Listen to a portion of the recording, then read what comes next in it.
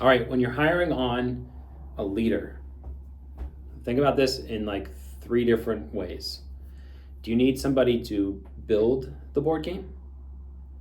Do you need somebody to play the board game? Or do you need somebody to modify the board game?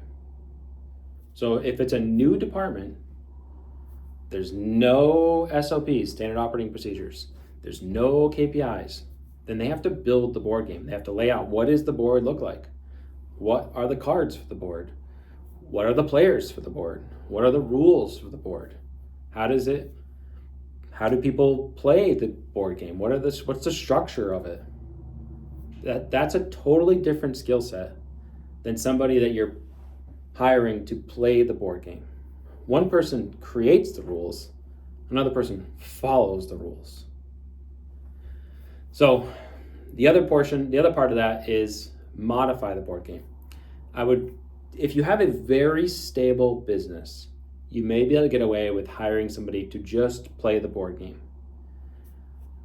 I think in reality, most businesses can do things better. So you want somebody that can play the board game, but also has the skill set to modify the board game. So if you hire somebody, it's a well-run department, you want to think about the skill set to somebody that can follow the rules, but has their own intelligence to think through, maybe those aren't the best rules. Maybe there's another way of doing it. If you're hiring somebody into a department that's just total chaos, it's not working out, previous manager was fired because it's a, lack of a better term, it's a shit show, and you're like, man, this has got to be redesigned. Well, then somebody has to come in and modify the board game. But what's incredibly important is that they learn the rules of the board game first. They need to know the why behind each part of the board game.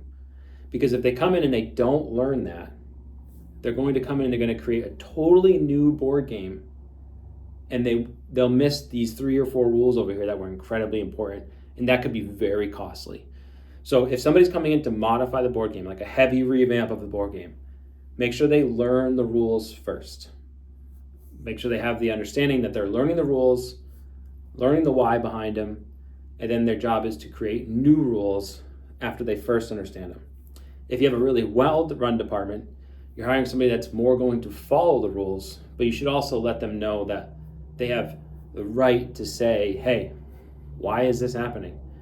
Have we considered doing this another way? You want that feedback, even if they're hired to play the board game, because what is a well-run department in your mind may actually have a couple flaws. And if you give somebody permission to speak about those flaws, then maybe you could have a better board game.